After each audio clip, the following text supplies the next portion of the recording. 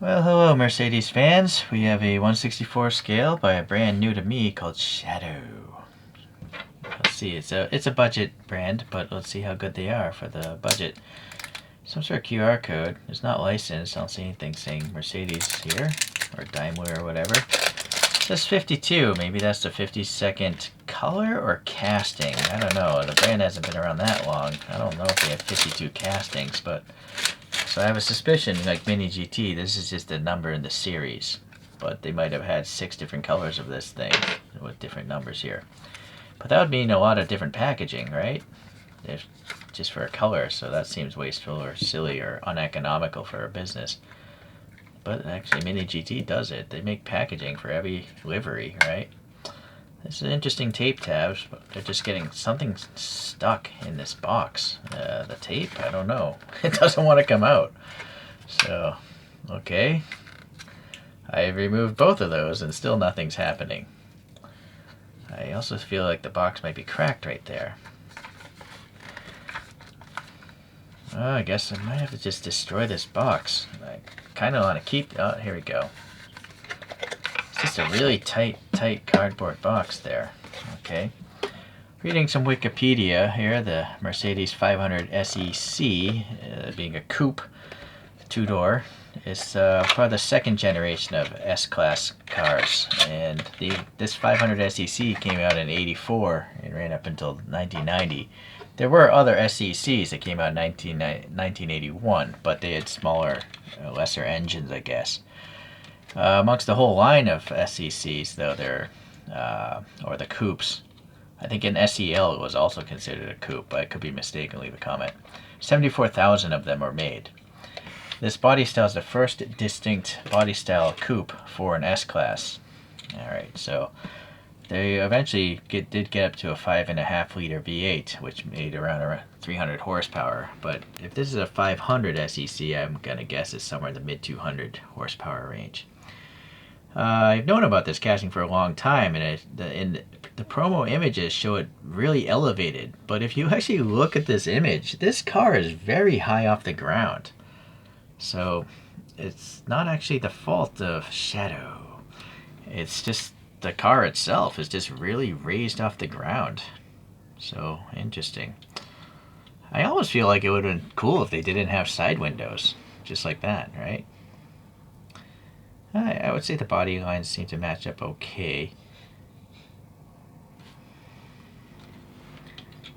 Then you got the corrugated rear taillights, distinctive to this second generation Mercedes, a big star there. Alright, let's take a look at the model here. Boy, this rolls as if it was on rocks or something. I don't know if it's the tires are just bad. Oh, well, it could be this. That would explain it. So the central rib holding the rubbery tire on. No, it still rolls as if it's running over cobblestones or something. Something is really rough in this thing. I don't know if it's it's gotta be the tires. I can't imagine the axle being... I don't think the axles are warped. Those wheels seem to spin pretty true. I think it's just the treads. Maybe the tires are lumpy or something like that. Alright, so there are many colorways of this casting, but I decided to go with this one. The old man gold on top of brown. Alright, so let's see. Yeah, I'm not a fan of the knobbies on the side, and it's just unnecessary. I don't see any treads on the side view of these in the real photographs, so I don't know why diecast companies fail to just look at an image of something and realize they should try to copy the photo of the real thing instead of adding treads. You can actually have treads without side blocks. Other brands like Kyosho would do it, but not this one. Anyhow, the wheel otherwise is pretty nice. It's got a Mercedes star in there, and it's got the 5 lug nut details and the 5 lightning holes, these AMG wheels here, and there's actually air passing through those openings. I doubt there's a brake system. I don't think there is, just based off the backside view. This is a very, very crazy, crude flake. Wow, this is a bad color choice. This is the coarsest metallic paint I've ever seen. And besides that, there's a giant lump here. This is worse than Hot Wheels. I mean, Hot Wheels makes some terrible products, but this is the worst paint ever. Look at this. And then it's just compounded by the fact that there's all sorts of weird die-cast issues or contaminants. I have never seen a paint this grainy.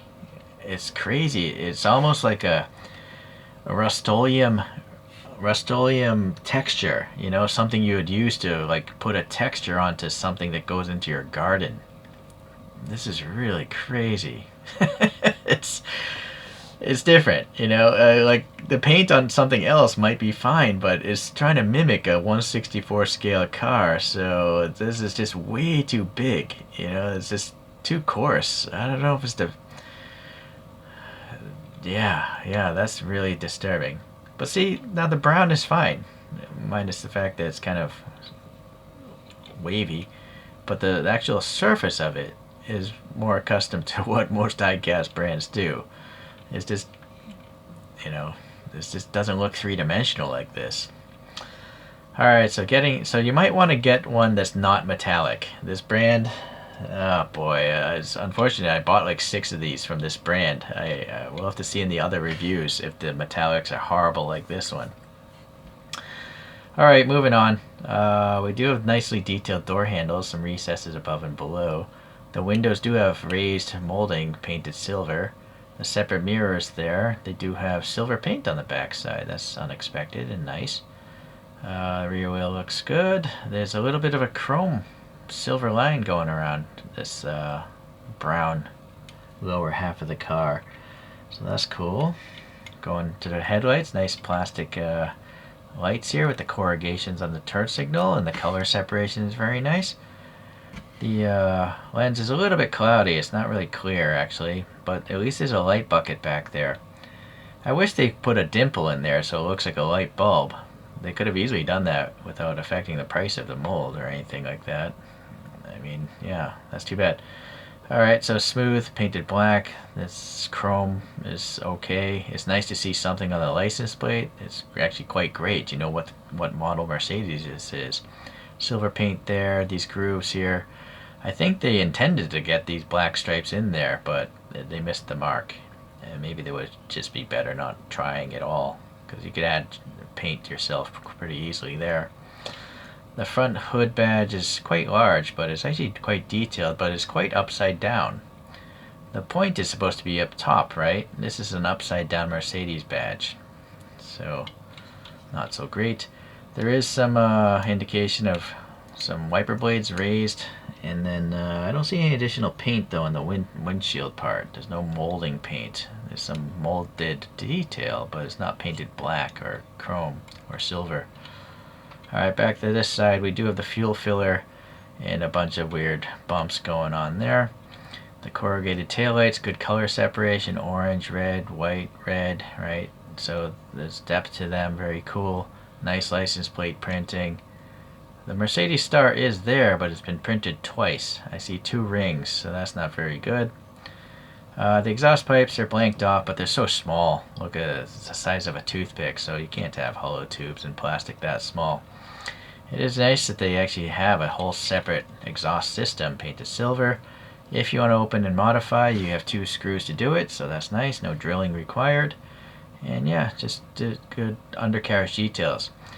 Being unlicensed, these guys don't care to take credit for anything. I'm gonna guess Shadow doesn't have a factory. I'm guessing a factory makes this, and Shadow or someone says, hey, let's just brand these. I'll buy these from you, and then we'll call them Shadow. What would have been nice though is if they told you what the car is. If you're gonna make an illegal product with illegal badges, you might as well just write Mercedes 500 SE whatever down there also, and also the scale.